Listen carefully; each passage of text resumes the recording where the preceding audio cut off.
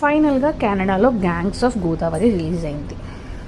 సరే ట్రైలర్ ఏదో అలా అలా ఉంది కదా అని వెళ్ళి చూసాం, ఫ్యామిలీతో వెళ్ళి మరీ చూసాం.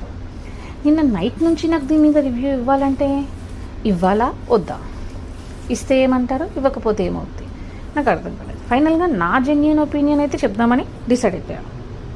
ఈ సినిమా అయితే నాకు అంతగా నచ్చలేదు. ఫ్యామిలీతో కలిసి ఎందుకు వెళ్ళామా అని ఒకటి అనిపించింది. కిడ్స్ అయితే మరి ఏం చెప్పాలనుకున్నాడమ్మా అని అడిగేశారు.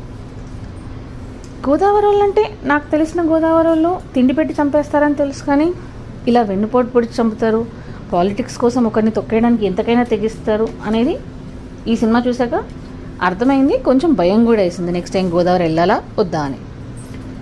రేపు ఎలక్షన్స్ రిజల్ట్స్ వచ్చాక ఏం జరుగుద్దో ముందే చూపించారని కొంతమంది చెప్తున్నారు. అలా జరిగేది ఉంటే ఎవరూ ఉండరు, ఎందుకు అలా చెప్పారో నాకు తెలియదు.